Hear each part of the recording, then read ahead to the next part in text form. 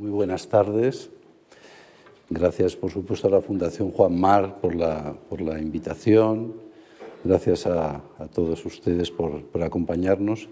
Y gracias, sobre todo, a Estrella de Diego por convocarme esta tarde, ¿no?, para hablar con ella y sobre ella, ¿no? Este formato, yo creo que tan inspirado como oportuno, de las autobiografías intelectuales, en la cita de hoy, lo digo con urgencia, convoca, yo creo que a una de las intelectuales más relevantes de nuestro país, catedrática y académica en el ámbito del conocimiento del arte, de su historia y de su contemporaneidad. Amiga personal, discípula y amiga de maestros comunes, con la que he tenido además la oportunidad de compartir proyectos muy especiales y sobre todo el privilegio de seguir su extraordinaria trayectoria, ¿no?, a través de la lectura de sus textos maravillosos, la audición de sus siempre paradójicas conferencias, charlas, y también, por supuesto, a través de la visita de las exposiciones que ha comisariado y que sigue comisariando. Espero que hoy nos hable también de las que están en ciernes, ¿no? Pero también quiero advertirles o advertiros pronto que no soy un especialista en Estrella de Diego, ¿no? Menos mal, Miguel. Ni tan siquiera en alguno de los muchos asuntos de los que habla y escribe, ¿no?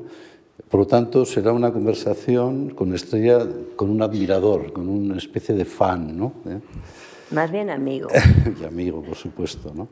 Y gracias, por supuesto, por invitarme a entablar esta conversación sobre tu biografía intelectual y personal. Es un gran compromiso, hay que decirlo, y creo que en cualquier caso es también casi un propósito inabarcable. Pedí tu currículum para presentarte convenientemente y me enviaron dos versiones, uno corto y uno largo. Ya el primero, el corto, tenía cerca de 30 tupidas páginas de méritos, bibliografía, publicaciones, etcétera. Y en un momento determinado pensé en seguir el ejemplo de la performance esta estupenda de Esther Ferrer, ¿no?, de las preguntas, ¿no?, de las 100 preguntas sobre el género, ¿no? Pero enseguida me di cuenta, incluso te lo comenté, y me dije, pero tú no eres Esther Ferrer, entonces no cometas este error, ¿no? Pero además casi sería imposible abordar ni tan siquiera la lectura de este extenso currículum, ¿no? Aunque leyendo solo los títulos de las conferencias, de los textos, de las críticas, etcétera, componen, yo creo, que un ensayo poético muy interesante. Lo cierto es que nos separan 6 años de existencia, pero yo diría que casi un continente o varios de prolífica actividad académica, curatorial, crítica. Yo pensaba que había trabajado mucho, esto es lo que pensaba y creo que así es, pero desde luego no ha sido sin duda un trabajo tan productivo como tu vida intelectual y docente. Mi primera pregunta sería, antes de empezar como a revisar con un poquito de orden o intentar con un poquito de orden revisar tu trayectoria, me gustaría saber cómo estás y cómo te enfrentas a esa mirada ante el espejo, ¿no?, que significa una convocatoria como esta, ¿no? Tú que has negociado tanto con el pasado, por otra parte, pero como un objeto de reflexión, hacerlo mirándote a ti misma, cómo te enfrentas a este Bueno, primero ahora soy yo la que quiere dar las gracias a la Fundación. Para mí siempre es un placer estar aquí, un honor, y especialmente en este caso las gracias a Lucía, que fue la que me convenció, porque yo estaba un poco reticente a sentarme aquí para hablar de mí en el pasado, un poco como decía, pero como decía Dalí, el surrealisme c'est moi, pues el pasado soy yo, básicamente, porque ya empieza a tener un poco de demasiados años. Y bueno, sí, yo creo que hay un momento en la vida en que, menos mal que yo soy bastante distraída, y entonces no me he dado cuenta hasta hace un ratito, a lo que me estaba enfrentando esta tarde. Pero bueno, sí, el espejo, y que como no tengo tiempo no me miro al espejo, con lo cual pues y que como tengo enfrente una comunidad siempre idéntica, que son los alumnos, pues pienso que el tiempo no ha pasado, que eso es muy bueno y también es muy malo. O sea que, bueno, prefiero tener el pasado como objeto de reflexión que como objeto de espejo. Muy bien, pues bueno, pues esta prolífica actividad yo creo que nos muestra un primer rasgo sobre el que indagar, ¿no? Y es cuál es el motor, ¿no? que mueve tus intereses, ¿no? En el conocimiento, yo creo que no es otra cosa que esa curiosidad radical, desprejuiciada, que yo creo que junto a una laboriosidad realmente encomiable y también un inconformismo, ¿no? Yo creo que hay otro rasgo de inconformismo en tu trayectoria, ¿no? Que dan como resultado, yo creo que esa cosecha tan admirable como desbordante, ¿no? Y bueno, yo creo que podemos, aunque sea muy brevemente, volver un poco a algún recuerdo de niñez y mocedad para averiguar algo del motor ¿no? De cuál es el origen, ¿no? Y seguramente esto es una pregunta que deberíamos formulársela a Nieves, a la hermana de Estrella. No es otra excusa que saludarle especialmente hoy donde te encuentres. Pero me gustaría saber, ¿no? Digamos, desde las inquietudes, ¿no? Que os trasladaban vuestros padres, ¿no? A la hora de tu paso por el conservatorio, por el liceo, ¿no? ¿Dónde hubo un momento, una epifanía, el inicio de una vocación en torno al arte? Seguramente en alguna de estas visitas tempranas al Museo del Prado. Bueno, la verdad es que yo creo que tengo la enorme suerte de ser una persona curiosa y sin vocación. Y eso me ha permitido picotear, en el mejor sentido del picoteo, en la literatura, en muchas cosas diferentes, ¿no? Y luego también tener la enorme suerte de haber tenido unos padres, una madre fundamentalmente, que me llevaba al Museo del Prado. Entonces eso, el Museo del Prado, pero la verdad es que la historia del arte nunca estaba entre mis posibilidades, digamos, de futuro profesional. Y luego también, claro, evidentemente, bueno, también un homenaje a mi hermana, que estará ya debajo del asiento en este momento, pues como yo era, y tener el gran privilegio de ser una niña insomne, que continuó siendo insomne toda su vida hasta que, bueno, tuvo, como digo yo de broma, tuvo control sobre hasta cuándo se podía quedar leyendo por la noche. Y mi hermana, para intentar que me durmiera, me contaba, ella no se acordará seguro, las Metamorfosis de Ovidio, pero versión de niños, que digo yo siempre, qué buena escritora de libros infantiles, se ha perdido el mundo, ¿no? Y luego, naturalmente, bueno, sí, yo creo que mi paso por el liceo, en este caso italiano, pues también digamos que ahondaba en esa idea de que por qué quedarse con una cosa sola, si uno puede realmente, pues no sé, ver muchas, ¿no? Todo menos la historia del arte, porque en el liceo no se estudia historia del arte, sí mucha historia de la literatura y mucho latín, que eso es muy bueno y había que volver a estudiar todos latín. Pero bueno, yo era realmente una persona sin ¿cómo se dice?, sin una vocación clara, porque sí, estudiaba piano, tocaba el piano, iba al conservatorio, pero iba siempre como con una cesta llena de libros, literal, de un sitio para otro, subiendo al metro, bajando al metro, volviendo al conservatorio, y bueno, yo creo que eso a la larga pues también te posibilita ver muchas cosas y luego saber por qué te has decidido o por qué ha decidido el destino por ti, pero que si ahora yo tuviera que pensar si me hubiera gustado dedicarme a otra cosa, diría que no. Esa pregunta sí me la he hecho para, por si tú me la hacías, saber contestártela antes de sentarme aquí. Estaba al final, pero... Lo siento. Pero estamos en los prolegómenos, ¿no? Y bueno, puestos a transitar de una forma ya más ordenada, como te decía, ¿no?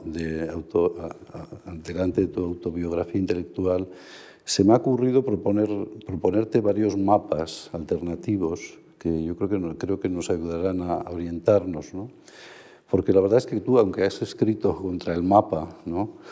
Siruela, voy a ir citando al editor también, en tu territorio personal solo podemos seguir tus pasos utilizando varios mapas, ¿no? Y acudir a varias cartografías y, cómo no, algún que otro libro de viaje, ¿no? Que es uno de tus géneros, yo creo que preferidos, ¿no? Y el primer mapa que te quiero proponer que revisemos es un mapa humano, en realidad es un árbol genealógico, ¿no? No deja de ser un mapa del tiempo, ¿no? A la postre, ¿no? Y es el árbol genealógico el de la historia del arte en España, ¿no? Y en este árbol yo veo desde el principio, en tu caso, una copa muy alta, ¿no? Que es un nombre propio extraordinario que creo que fue muy importante para tu falta de vocación hacia la historia del arte, que fue Antonio Bonet Correa, ¿no?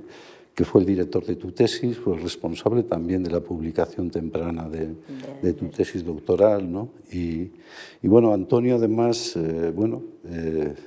frente a los estudios de historia del arte más formales que correspondían a su tiempo, yo creo que Antonio motivaba a sus alumnos, ¿no? A encontrar otras historias alternativas, ¿no? Y en torno a Antonio crecieron también figuras tan capitales, y vamos sumando nombres al árbol genealógico, a Francisco Calvo Serrayer, Ángel González, ¿no? Juan Antonio Ramírez, ¿no? Y aunque generacionalmente no te corresponda estar en ese grupo, creo que tu trayectoria al final, yo creo que has completado una cuadriga maravillosa, embridada por Antonio Bonet Correa, ¿no? Que creo que hicisteis que cambiara la historia del arte contemporáneo en nuestro país, ¿no? Bueno, sí, sin duda, eso yo creo que esa es otra de las grandes suertes de que alguien sin vocación, que acababa de venir de Inglaterra, y cuando dije que iba a estudiar historia del arte, mi madre no vio muy bien porque iba a hacerlo, y luego me confesó al cabo del tiempo, y esto lo cuento porque también es divertido, algo de la vida privada, dijo mi madre: pensé, se va a morir de hambre.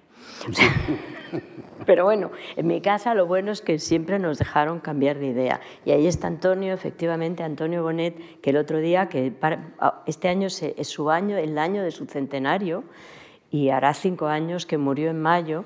Y yo creo que Antonio tenía la gran, enorme cualidad de dejar que sus doctorandos, bueno, hay una cuadriga en la cual hay muchísima otra gente, Miguel, seamos justos, pero de todas formas él dejaba que nos equivocáramos si había lugar, y eso yo creo que era algo que en ese momento no ocurría. Y tanto es así, volviendo a la anécdota, que supongo que también es algo que se espera de mí en esta tarde, en la que sí, haciendo un repaso a ese espejo, lo que me he dado cuenta es que cuántas personas ya no están con nosotros, ¿no? O sea, cuántas de esas personas ya no nos acompañan, no pueden estar aquí, sentados aquí o en cualquier otro lugar.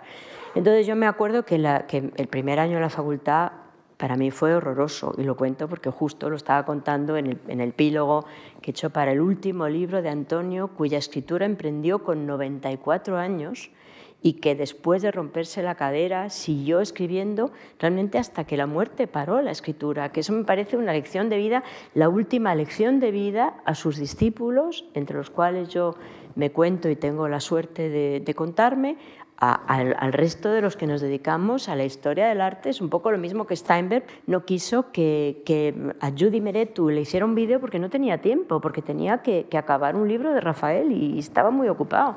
Entonces, yo me acuerdo que cuando llegué a España me parecía imposible que la gente estudiara tan poco y exigiera tan poco la universidad de los estudiantes, y me aburría muchísimo, claro, porque aquello era aburridísimo. Pero bueno, yo dije, mira, voy a perseverar, a ver si es que esto ha sido una impresión mía. Y en esa primera clase, pues cuando vi a Antonio Bonet y escuché a Antonio Bonet, dije, bueno, ya me quedo aquí, definitivamente, me quedo en España y ya tengo director de tesis, segundo de carrera. Y no me equivoqué nada, en absoluto. O sea, Antonio me acompañó en la carrera, me acompañó en la tesina, me acompañó en la tesis y me contestó el discurso en la... O sea, siempre ha estado ahí Antonio. Entonces, y luego, claro, pues el resto de amigos a los cuales Antonio siempre permitió equivocarnos en los temas, si era menester, no pasaba nada. Bueno, con Antonio también se completa por una parte, digamos, una parte del árbol genealógico, pero no se puede entender también tu formación y tu trayectoria académica sin tu experiencia neoyorquina, bueno, tu experiencia ahí tenemos que coger otra vez el mapa del mundo, ¿no? Para encontrarte en Finlandia, en Suecia, ¿no? Pero yo creo que el paso por Nueva York y la figura también importante, yo creo que de Jonathan Brown, ¿no? Yo creo que es también algo que conviene fijar en ese árbol genealógico o de la genealogía de la historia del arte español. Sí, yo haciendo repaso, porque sin querer uno, cuando se tiene que sentar aquí, yo hago, bueno, como hay mucha luz casi no veo, creo que no estáis ninguno de vosotros, a los cuales, por cierto, os doy las gracias por estar.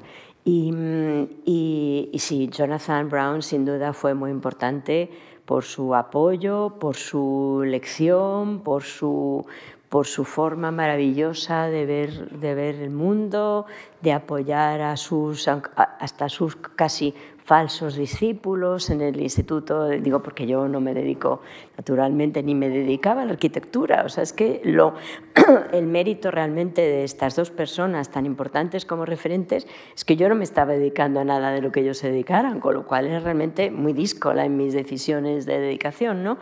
Jonathan Brown por una parte y luego también en NYU a Robert Rosenblum, que también fue para mí en este caso sí ya además yo me acuerdo que en esa época aún se fumaba y había una mesa de fumadores en una especie de cuartito para los estudiantes y Rosenblum no fumaba, pero siempre decía que los fumadores eran los más divertidos y se venía a sentar con su bocadillo. Bueno, los profesores americanos, ojalá estuviéramos un poco más profesores americanos aquí. Bueno, es curioso que por situar también a Estrella de Diego en su quinta, digamos, en su generación, es curioso que en los años, digamos, en tu experiencia neoyorquina con Brown fue también una experiencia decisiva la que emprendieron también otros dos, no historiadores, pero sí personas que han desarrollado una carrera importante en el ámbito de los museos, como es Vicente Todolí o el propio Manuel Borja Villel, ¿no? Que también tuvieron ese momento, digamos, neoyorquino. O artistas como Cristina Iglesias, ¿no? Que lo que pasa es que Cristina y Juan se fueron a Londres, ¿no? En vez de... Y Juan Usley Vicky. Sí, sin duda. Exacto. Bueno, es que entonces, Miguel, perdona que te interrumpa, llegar a Nueva York, o sea, era como llegar bueno, mediados de los 80, Nueva York era mucho más divertido que ahora, por una parte, sí. Y luego también, bueno, yo me acuerdo que los artistas es que decían, pero ¿para qué he intentado yo aprender esta técnica que me ha costado tanto? Si es que aquí he estado y en 2 minutos me han enseñado cómo hacerlo. Claro, era un mundo que se abría de exposiciones, de museos, sobre todo de arte contemporáneo. Yo creo que Nueva York fue lo que me hizo tomar la decisión que yo quería dedicarme al arte contemporáneo, o sea, que me interesaba mucho lo que estaba pasando en la actualidad, ¿no? ¿Y Gombrich? Bueno, ese es como... Gombrich está siempre en mi mente y está siempre en su enseñanza y en mi corazón. Además hay una historia, le hicimos en la Complu, Valeriano Bozal, que también ha sido una persona fundamental en ese árbol genealógico de la historia del arte, le nombramos doctor honoris causa y entonces, bueno, yo le hice una entrevista, otra anécdota, momento de anécdota, una entrevista para la Revista de Occidente, entonces, y es otra lección de vida.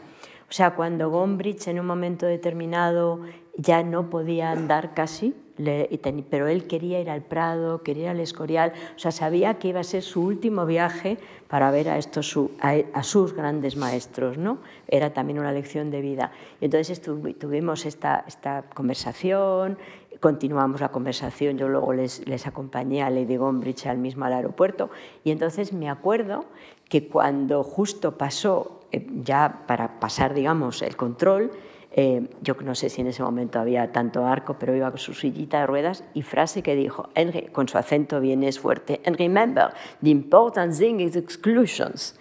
O sea, lo importante son las exclusiones, porque él siempre decía, por eso digo, la modernidad, cuando ahora habla la gente de estudios visuales, pero si Gombrich y Warburg ya lo habían dicho todo. Él decía, cuando estamos hablando de barroco, no sabemos lo que es el barroco, pero sabemos que no es el Renacimiento, que eso es algo, vamos, absolutamente contemporáneo. Entonces, cuando él decía, acuérdate que lo importante son las exclusiones. O sea, cuando uno nombra, no sabe lo que nombra, pero sabe lo que excluye. Y entonces yo llegué a mi casa, abrí el ordenador para empezar a mirar la entrevista y mi Mac tenía pero es literal, tenía un signo de interrogación. Yo lo reencendía, se me borró toda la información. Y entonces le dije a un amigo, ¿y tú qué crees que puede ser esto? Y dijo, ay, los brujos del Barbour. Pero sí, esa fue la última lección cuando él atravesaba y dijo, acuérdate que lo importante son las exclusiones. Y quizás yo ya sin ordenador, con la tesis acabada, o sea, sin contenido de ordenador, que comprar un ordenador es muy fácil, entonces no había tantas copias de seguridad, había unos disquetes cuadrados rarísimos, que ahora creo que ni se leen, y bueno, sí. Y Gombrich yo le defiendo contra todas mis colegas que dicen que en The History of Art no hay mujeres. Todas y yo, por favor, ¿no? Y yo digo, bueno, por favor, o sea, también es importante lo que él hacía en ese libro, y era una historia del arte escrita en mano alzada y contra las autoridades, y metía cómics. O sea, que yo creo que también en esta especie de presentismo que nos invade, pues Gombrich siempre está ahí como parte de ese Barbour, ¿no? Sí, has escrito, ¿no? Mirar que te proponía Gombrich, mirar sin distinción, mirarlo todo, lo feo, lo de mal gusto, lo irrelevante, lo que otros se resisten a mirar, ¿no? Y además era muy curioso porque de repente lo veía gente y decía, mira, historiadores, ese no mira las cosas feas.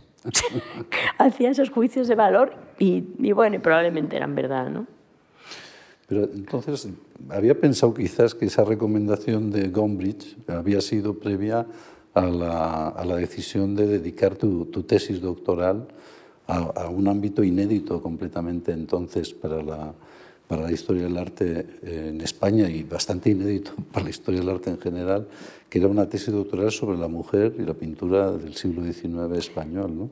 Bueno, yo creo que eso fue más bien un acuerdo con don Antonio Bonet, porque yo había hecho una tesis sobre el Decó, sobre Penagos, y me interesaba mucho esa idea, que también entonces el Decó era... Bueno, pero ahí había sido el barco rompehielos, sin lugar a dudas, Juan Antonio Ramírez con sus cómics, ¿eh? O sea, yo creo que como historiadora hay que dar las historietas, hay que dar el mérito a quien lo tiene. Y entonces, no, porque Gombrich, esto de las exclusiones, para él era otro tipo de exclusiones. O sea, a él tenía una relación más bien a fin de siglo con lo que ahora llamaríamos pluralidad, ¿no? Pero bueno, que es también muy válida para mí. Pero sí, eso fue don Antonio, que yo iba a hacer primero una tesis de teatro, no sé qué, porque me interesaba la escenografía, y luego dije, ¿mujeres pintoras? Ah, fenomenal. O sea, siempre dejaba que tomáramos esas decisiones locas. Yo no sabía de verdad dónde me metía, pero bueno, luego algo salió. Bueno, entonces con tu tesis, ya con la tesis publicada, vuelves de Nueva York y te incorporas a la Universidad Complutense. Como profesora es donde has hecho toda tu vida académica. Yo creo que es muy importante, catedrática desde el 2007, ¿no? y todavía activa, ¿no? En la universidad, ¿no? Y yo creo que te conocí, aunque seguramente tú no te percataste una vez que entraste al Círculo de Bellas Artes, que entonces era un hervidero de cosas talleres, sí. Increíble. Y yo estaba con un compañero tuyo, con Francisco Calvo Serraller, y apareció Estrella. Yo no sé por qué, siempre me he imaginado que le vi con el zapato de gala en la cabeza, ¿no? Yo nunca le he quitado ese sombrero de la cabeza, ¿no? Pero bueno, dicho esto, yo creo que el trabajo en la universidad ha sido algo absolutamente capital, la docencia. Has recurrido al principio en tus primeras palabras a la importancia que tiene la interlocución que tienes con tus alumnos, ¿no? Ahora que estamos de balance, digamos, y de larga trayectoria en la universidad y todavía activa, ¿cuál es la reflexión que nos puedes hacer? No, yo creo, para mí, de verdad, dar clase, creo que para mí, para todo el que da clase, creo que es un trabajo muy importante, porque no es lo mismo leer por leer que leer para enseñar. Yo digo siempre que enseño para aprender. uno cuando está leyendo algo para transmitirlo, que se entienda, que seduzca, porque uno tiene que dar unas clases que sean mínimamente seductoras para que los alumnos, si les mandas a leer muchas cosas, no te odien, o te odien, pero las lean, que es un poco igual, ¿no? Entonces para mí la docencia ha sido siempre muy importante. O sea, la que he hecho muy sostenidamente en Madrid, en la Universidad Complutense, o las distintas universidades donde he podido dar cursos, conferencias, cursos breves, etcétera, siempre es muy importante. Creo que tener delante un colectivo joven, que se está haciendo muchas veces preguntas, eso que siempre decía Breton, ¿no? Que lo que él más echaba de menos de cumplir años era perder la mirada de la juventud. Yo creo que indefectiblemente uno pierde una mirada y gana otra, ¿eh? O sea, no estoy ahora yo mitificando y me haya convertido en edadista esta tarde, no. O sea, pero uno pierde una y gana otra, o sea, es el l'air du temps. Pues yo por eso, de alguna forma, aunque puedo estar pensando y mirando arte contemporáneo, pero hay un punto que uno debe de ponerse en la retaguardia y dejar que las personas, los coetáneos, hablen del arte que está ocurriendo en ese momento, como yo he hecho cuando tocaba, ¿no? Entonces para mí personalmente, en mi desarrollo intelectual, creo que la docencia ha sido estupenda. Solo pasa un problema en la universidad, y es que es muy burocrática. Y entonces yo creo que voy a durar poco. Porque yo, si me dedicaba a esto, ha sido para no ser burocrática. O burócrata. Bueno, no hablemos entonces más de la universidad. Sí, no, si es fantástico. O sea, si solo fueran clases y no fueran como sellos y controles y clases y corregir, que eso también es complicado, pero en fin, es un trabajo que... Pero al lado de la docencia también es el desarrollo de tus intereses como investigadora, ¿no? Y yo creo que podemos ir identificando algunos de los grandes ejes, ¿no? Incluso si le preguntas al ChatGPT, ¿no? sobre este IDEO, te dice que todo el trabajo relacionado con el discurso de género pues es muy relevante, ¿no? Y además de la tesis, pocos años después surge Andrógino Sexuado, Eternos Ideales, Nuevas Estrategias de Género en Balsa de la Medusa, ¿no? Y eso, digamos, yo creo que si la tesis era una iniciativa, casi un principio de manifiesto, lo que significó Andrógino Sexuado fue toda una revolución crítica, ¿no? En torno a la discusión sobre el género, ¿no? ¿Cómo ves ahora el desarrollo de esa línea de investigación tan potente? Bueno, primero yo quiero decir eso, que siempre tenía...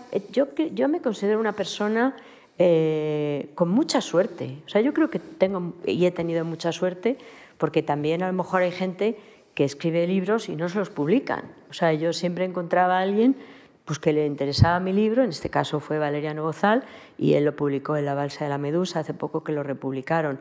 Pero yo creo que sobre todo, en este momento, digamos, de retrospección, por llamarlo de alguna manera, lo que los estudios de género me fueron enseñando es que había que estar mirando donde no creía uno que había que estar mirando. O sea, que había como trampas y que eso que cuenta Foucault, que hay una especie de, no sé, de pared y que no se puede tirar, pero que hay que entrar por las rendijas. Y yo siempre digo que mi libro, de verdad, donde se consolida los estudios de género, es un libro que escribí sobre Warhol. Porque digamos que los estudios de género lo que te enseñan no solamente a pensar sobre artistas mujeres, que me parece muy bien y no tiene nada que ver ni con el woke ni con el no woke, sino que si hay cosas olvidadas, me da igual que sean artistas mujeres, que sea un artista que hay un discurso dominante, Miguel Ángel, Rafael, Leonardo, y entonces está muy bien mirar a Manteña, que siempre se le deja como a un lado, pero Manteña es muy importante, o bueno, a los artistas españoles, me da lo mismo. Entonces yo creo que esa idea de la sospecha positiva, que para mí es muy importante también dentro de la curiosidad, pues eso yo creo que sí, que aparece mucho cuando uno está buscando mujeres, piensa que no hay más, que no hay mujeres y van apareciendo 400. O sea, quiero decir que ahí yo creo que ya es decir, bueno, a lo mejor esto que me estaban contando no era exactamente así. Y entonces yo creo que sí, que visto en retrospectiva, yo estoy muy agradecida a lo que tengo que estar agradecida, a los hados, a las personas que me apoyaron, a los hombres que me apoyaron en este caso, de que me dejaran un poco seguir mi camino buscando esos huecos de los que habla Foucault en un sistema que no se puede tirar, que hay que buscar un poco cómo moverlo. Y eso en las clases también, evidentemente, uno tiene que llevarlo, porque yo creo que la investigación y la docencia están siempre muy ligadas, básicamente. Y ahora que el debate sobre el género ha adquirido el protagonismo, ¿no?, que se merece, y los nuevos relatos del arte y de sus historias en torno al género, ¿cuál es tu, digamos, después del recorrido, después del viaje, y todavía embarcada en el viaje, cómo ves la situación? Bueno, de los estudios sobre me cuesta siempre generalizar, pero yo creo que en muchos casos ese interés más que legítimo y necesario, pero vamos, era el género o eran artistas considerados menores por la historia del arte canónica, me da exactamente igual. Pues hay veces que se ha convertido casi en una especie de moda que se desactiva. Y yo creo que eso para mí es lo que a veces me preocupa, ¿no? Porque cuando los discursos no digo, por favor, que tengamos que estar siempre, como dirían los cubanos, a la batalla, no.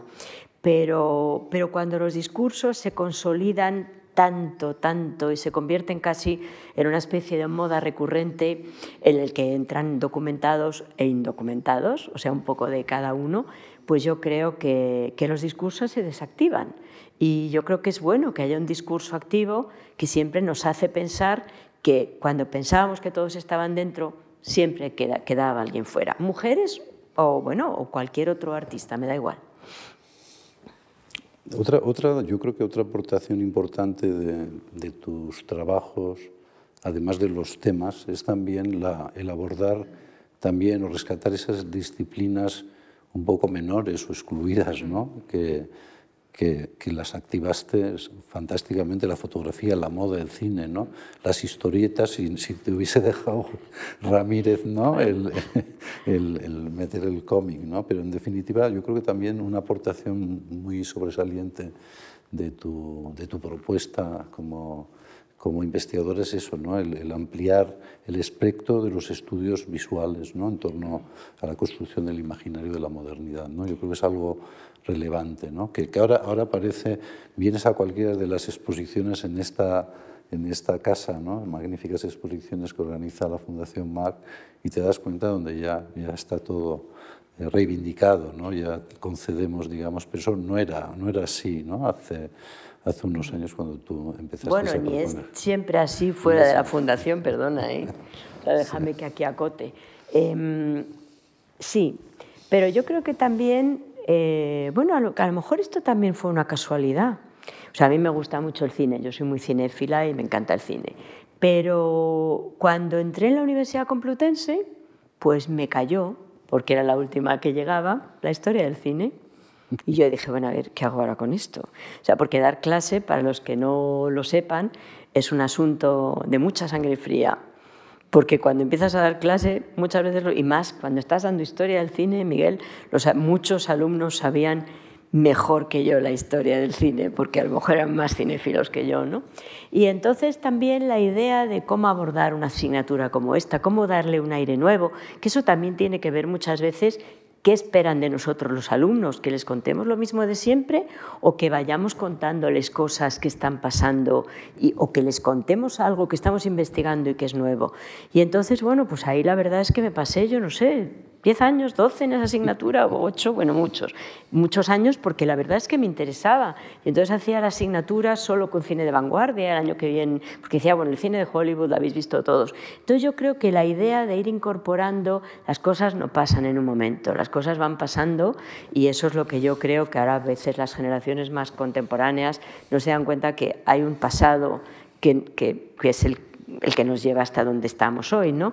Y bueno, y eso ha sido poco a poco, la foto, pero bueno, también yo creo que ahí tuvo una importancia enorme, no solamente que yo llegué de Nueva York y no acabé la tesis, porque empecé a dar clases y luego me fui a Nueva York, sino que realmente, la historia del arte que se estaba haciendo en Nueva York por algunos sectores era también muy distinta a la que en ese momento hacíamos aquí. Bueno, además del género, además de esas nuevas disciplinas que se van incorporando de forma natural a la investigación, yo creo que veo como un mapa también de cuerpos celestes, ¿no? Que son como los asuntos que no tanto por tus obligaciones, ¿no? Como mujer y moderna, que hay que decirlo, como te sigo viendo, insisto. Con el padre zapato de gala. No, pues bueno, que yo creo que han sido los grandes constelaciones, como digo, de intereses, ¿no? Y yo cifraría o trataría de hablar de 3 constelaciones, ¿no? Una es el surrealismo, ¿no? Y sus protagonistas, ¿eh? Ya sé que luego son vasos comunicantes y todo se relaciona, pero otra sin duda es Warhol, ¿no? Pero Warhol derivado de Dalí o derivando en Dalí y terminando en Picasso, ¿no? Es decir, pero Warhol como punto de partida. Y luego yo creo que otro de esos grandes cuerpos celestes de tus intereses es Latinoamérica, ¿no? Latinoamérica como en toda su dimensión continental, ¿no? Como en toda la dificultad también de enfrentarnos a las contradicciones, a todas nuestras contradicciones, ¿no? Y entonces, como da la casualidad que estás muy activa comisariando exposiciones más recientes, algunas se va a inaugurar la próxima semana y otras dentro de muy poco, este otoño y demás, me gustaría que hicieras unos spoilers, ¿no? de estas exposiciones, pero para hablar de ese interés, la exposición sobre el surrealismo, que es la que se inaugura en la Fundación Mafre dentro de unos días, ¿no? Y que yo recomiendo mucho, por supuesto, porque hay obrones, de verdad. Pero bueno, que sigue la secuencia maravillosa de exposiciones, como una exposición, yo creo que como Los cuerpos perdidos, ¿no? En la Caixa, que además yo creo que dio lugar a un seminario muy interesante con Ángel González, pero también en la órbita del surrealismo también, y desde la perspectiva de género también, las monografías sobre Sophie Tauerat, Gala, ¿no? La maravillosa exposición sobre Gala que hiciste en Barcelona, Maruja Mayo, ¿no? Casi Maruja Mayo también es otro asunto, otro cuerpo celeste de tus intereses, o Remedios Varo, ¿no?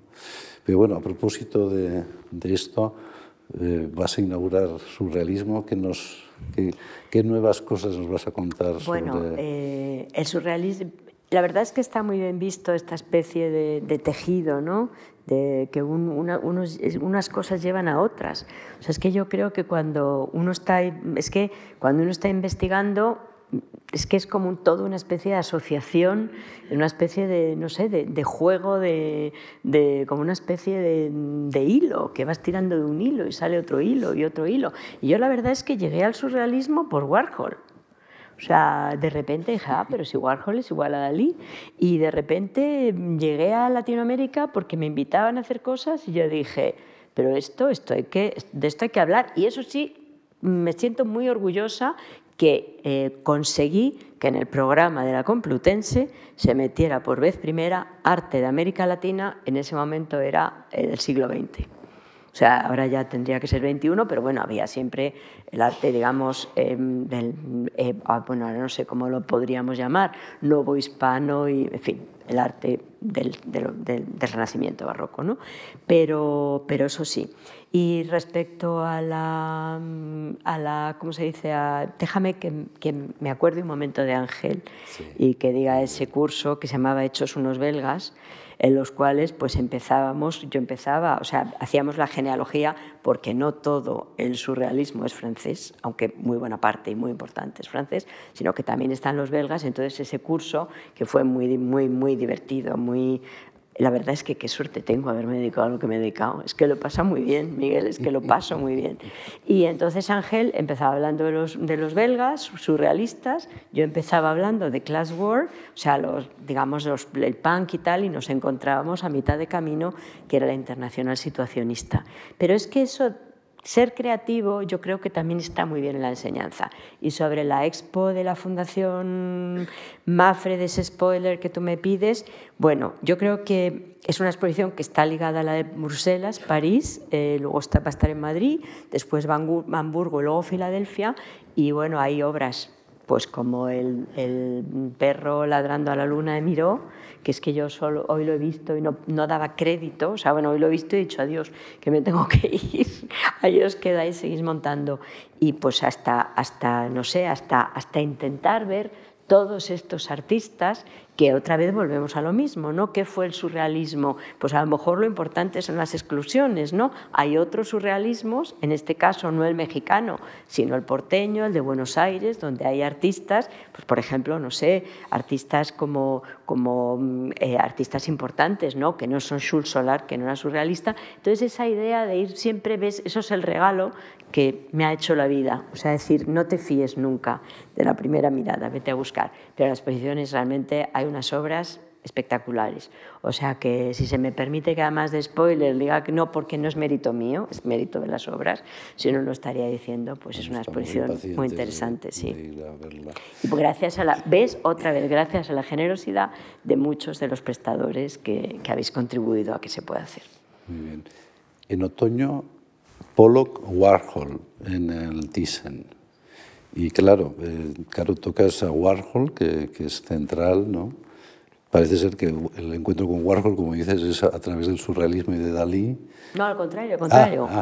Surrealismo, a través de Warhol llegó al surrealismo, sí, sí. Bueno. Porque siempre, ya sabes que me ha gustado siempre hacer el camino inverso para ponérmelo a mí misma difícil.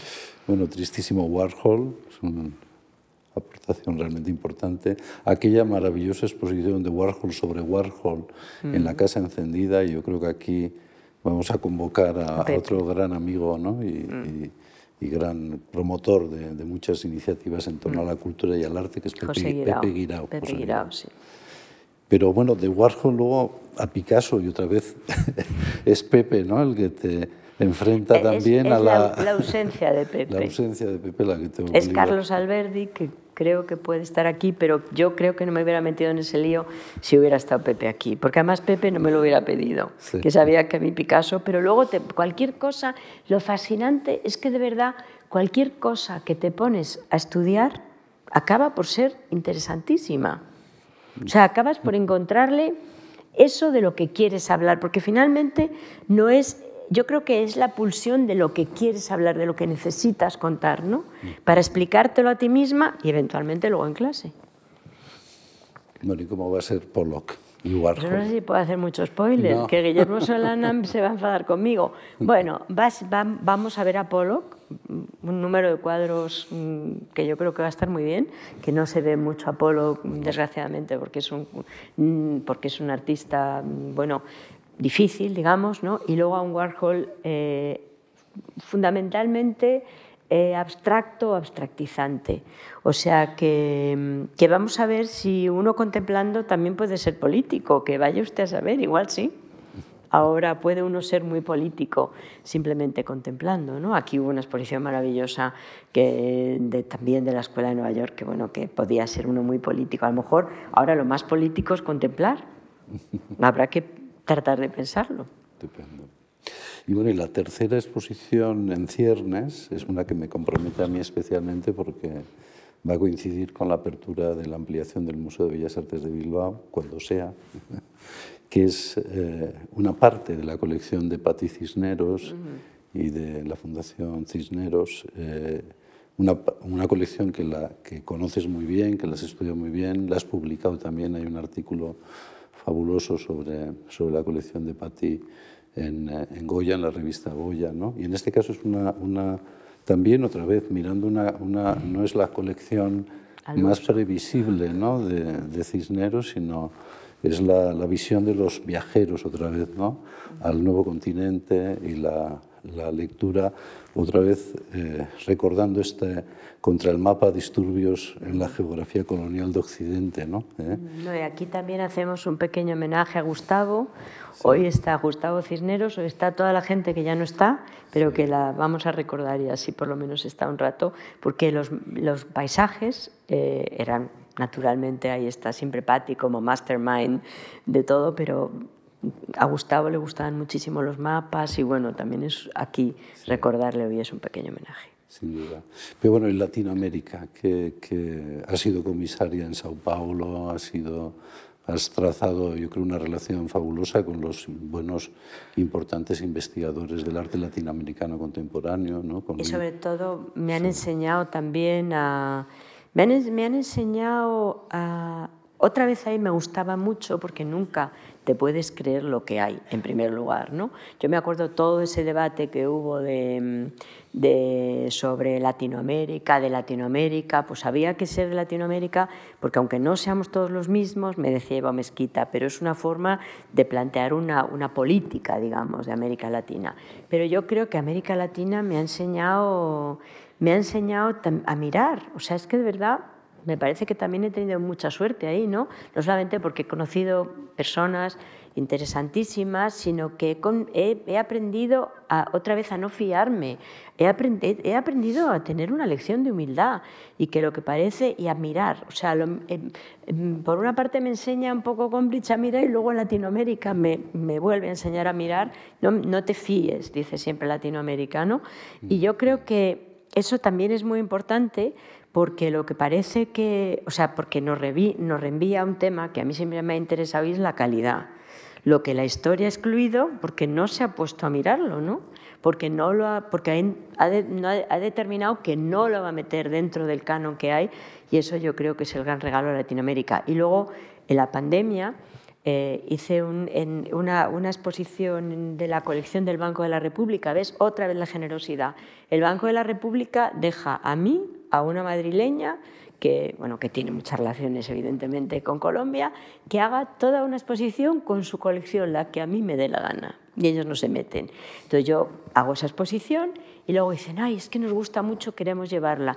Y yo dije, no podemos llevar la misma. O sea, si queremos hacer una exposición, tenemos que hacerla con mis colegas del banco. O sea, yo ya me habéis dado este capricho de contar la colección en España, para España. Pero ahora si la llevamos, tenemos que trabajar con los colegas del banco y hacer el viaje de retorno, digamos, ¿no? Ha venido y ahora, o sea, ese viaje transatlántico que a mí me obsesiona desde Barradas hasta cualquiera, ¿no? El viaje transatlántico de ida y vuelta, que siempre de ida y vuelta, y entonces fue muy divertido porque llegó la pandemia.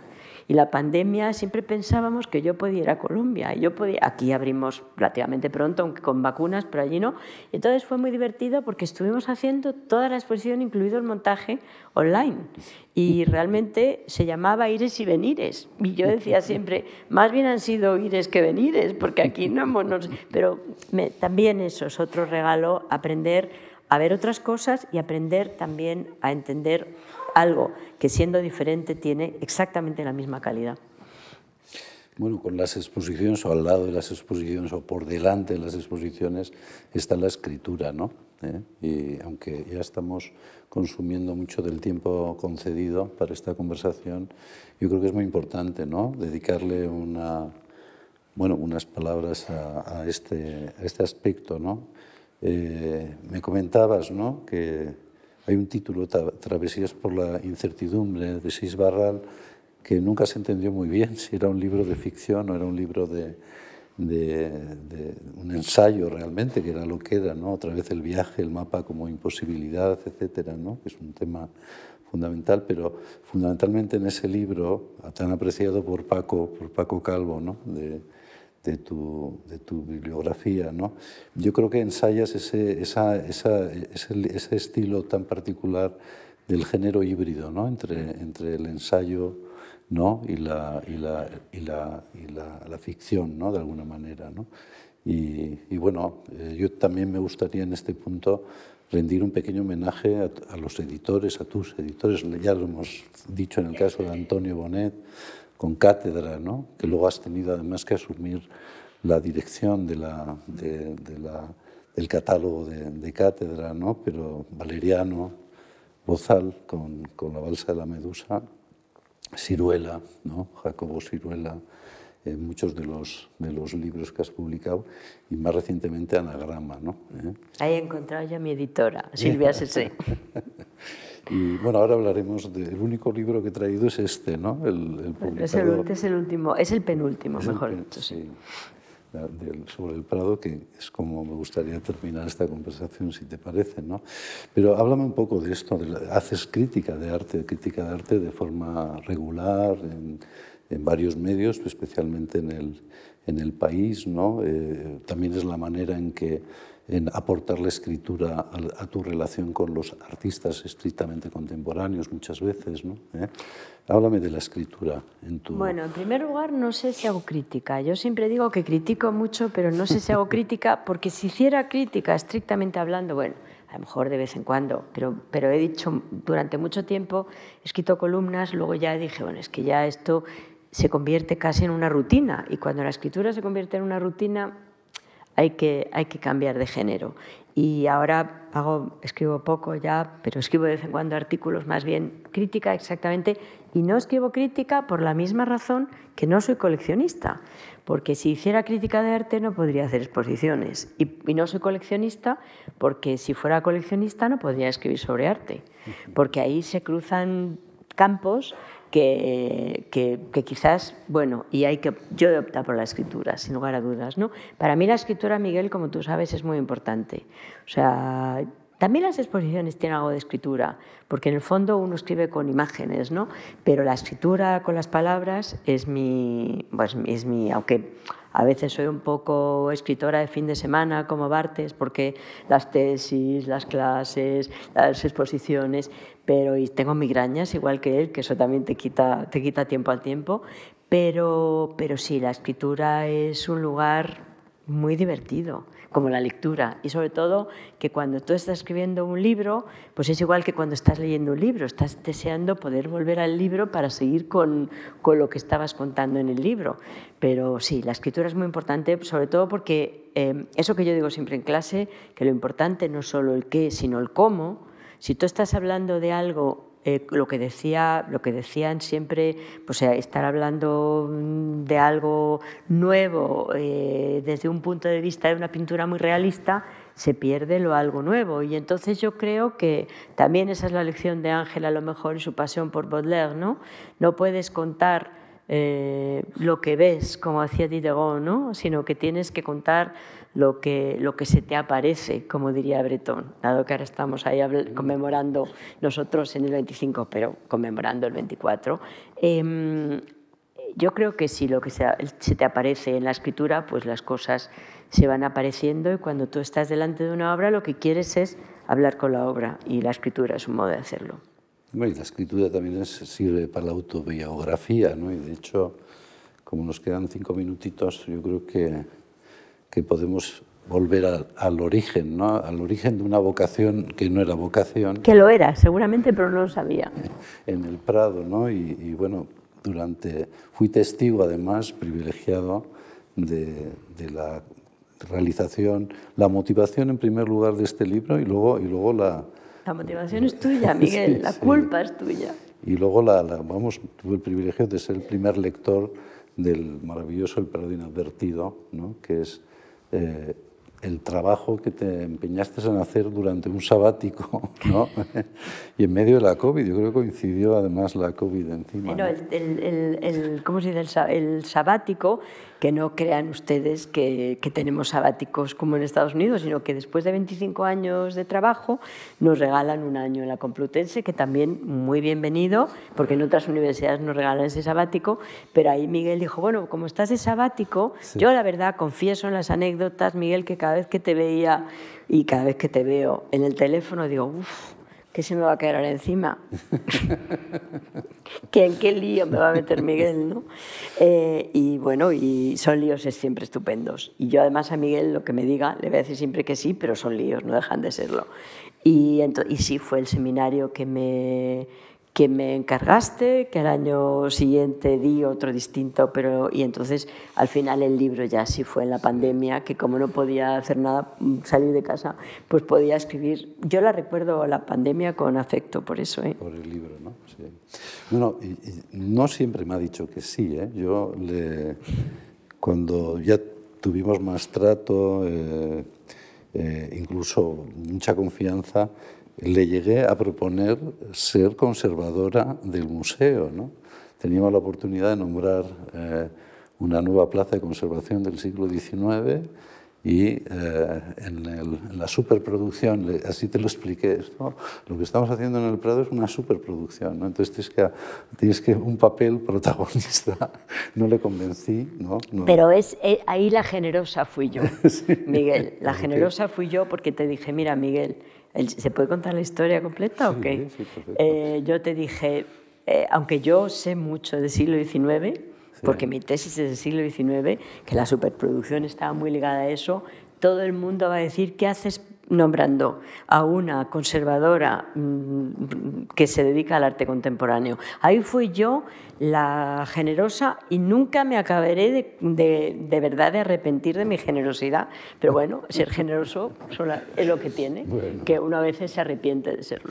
Sí, me dijo que sí para acompañar al museo en un episodio muy bello que fue coincidiendo con la inauguración de la ampliación, no sé si recordaréis, se hizo una exposición de un fotógrafo alemán, de Thomas Struth, ¿no? Y era Making Time, se tituló el proyecto, ¿no? Y la verdad es que ahí sí, Estrella, era la primera vez que el Prado hacía una intervención de un artista contemporáneo en el propio Museo de Villanueva y luego en la ampliación, y la verdad es que fue fantástica tu colaboración. Y luego hay otra cosa también que aportaste al Prado, que fueron los cursos de verano. Los cursos de verano, tomaste la dirección de los cursos de verano de la Complutense y ofreciste la oportunidad al Prado. Y sobrevive. Y sobrevive, que ya es raro en nuestras administraciones, del tipo que sean, que algo sobreviva. ¿Cuántos años, Miguel? ¿15, 10? Bastante, sí, más de 15 o 10, yo creo. Y bueno, y luego el seminario que dio lugar al libro, y yo creo que es como, me gustaría que consideráramos el libro como lo que hacen los restauradores del museo, que tienen, volviendo a los mapas, ¿no? Un mapa de daños, ¿no? Es decir, lo que hacen los restauradores con cada una de las obras es examinarlas, identificar en la trasera, por detrás, por delante, lo que se ve, lo que no se ve, todos los pequeños accidentes, las cuestiones, ¿no? Que es, las heridas, ¿no? Los barnices oscurecidos que no dejan ver el original, ¿no? Etcétera, ¿no? Y yo creo que el Prado Inadvertido es un poco esto, ¿no? Es el mapa de daños del museo, además de ser, como digo, un texto autobiográfico, porque son las citas de tu relación con el Prado son tan personales que son, yo creo que se pueden considerar con ese carácter autobiográfico, ¿no? Pero luego yo creo que también, bueno, haces tu paseo como guía excepcional, como las 3 horas de Ors, ¿no? De Eugenio d'Ors, ¿no? Que Antonio Bonet nos dio como lectura obligatoria en segundo. Claro. O sea, yo creo que con eso ya todo lo afortunada que he sido, creo que puede resumirse ahí. Sí, pero esta vuelta al Prado a través del libro y a través de tu relación constante, hay que decir también que se me había olvidado, y es un dato yo creo que relevante, y es que muy joven fue nombrada subdirectora de los museos estatales. No había cumplido 30, ahora no me dejaría. Sí, y fue patrona, ahora es patrona por mérito, ¿no? del Prado, pero fue miembro del patronato por su función como subdirectora en la época de con Jaime Bruega, sí, como director de Bellas Artes, ¿no? Y, Alfonso Pérez Sánchez. Y Alfonso en la dirección del museo. Director, ¿no? Sí. Pero bueno, casi el primer artículo del libro sobre el Quijote de Pierre Menard, ¿no? Escrito por Borges, casi resume esa ambición, la audacia que te obliga siempre el Prado, ¿no? A volver, ¿no? A insistir, ¿no? Y tú digamos, a convocar a tu curiosidad y a tu responsabilidad también como historiadora, ¿no? ¿Cuál es digamos, esa vuelta al Prado, ¿no? Esa manera de mirar, esa nueva manera de mirar al Prado que nos proponías en el seminario y también en el... Bueno, yo creo, eso lo dice Proust mucho mejor que yo, ¿no? Y es un poco la idea de la revisitación, que diríamos con un término muy contemporáneo, de esos lugares que ya conoces, o sea, lugares que no conoces y que ves, eso no tiene mérito. Lo interesante para la mirada es volver a mirar lo que ya has visto y ver algo distinto. Y eso es lo que el Prado, a mí al menos, siempre me regala, siempre me ofrece, ¿no? Y volver a mirar y pensar en historias nunca terminadas. O sea, yo creo que lo que tiene para mí de más interesante el Prado es que las historias en el Prado nunca se terminan, siempre hay otra historia más. Cuando yo estaba hablando, ¿te acuerdas que el otro día hablábamos, cuando hablaba del jarrito, que había una versión que ese jarrito venía parte de México y entonces había, que lo había dicho entre otros, bueno, Cuauhtémoc Medina y otros investigadores, pues sí que había también Chile, mexicano y tal. De repente el otro día hablando con Andrés, bueno, con el director del Museo de América, dice, bueno, parece ser que el jarrito viene de Portugal, no sé. Entonces, claro, es que el Prado tiene tantos registros que bueno, que siempre que vas te encuentras con algo nuevo, ¿no? Y si cerramos todo el museo y quedan solo las meninas, también. Sí, también, ¿no? Bueno, yo me quedé, sobre todo si cerréis el museo y se quedan solo las meninas y con el museo se va la gente y me quedo yo, mejor. Sí. Bueno, es lo que quieren hacer ahora en el Louvre, ¿no? Separando la Gioconda del resto del museo. Entonces ¿no? estará, yo lo otro día pensaba, estará todo el mundo, la Gioconda y el Louvre vacío. Sí, sí. Bueno, como colofón, voy a citarte simplemente sobre lo que dice sobre los museos en este libro, ¿no? Y sobre las historias, ¿no? Que dices, los museos como las palabras y las historias van cambiando a cada paso, llenándose de narrativas diferentes y nuevas, las que exigen los cambios en el gusto, las que persiguen las transformaciones en el concepto de la calidad, las que se construyen, aún sin saberlo, desde las leyes del extranjero, traer y llevar las preguntas. Es cuestión de sacar lo olvidado a la luz, aunque lo olvidado sea diferente en cada momento histórico, y rescatar lo excluido teniendo clara una cosa. Por mucho que tratemos de recuperar lo excluido, siempre quedará algo fuera, alguien fuera, ¿no? Que sirva de colofón esta... Muchas gracias, Miguel. Y gracias a todos gracias vosotros por también. tu tiempo. Gracias.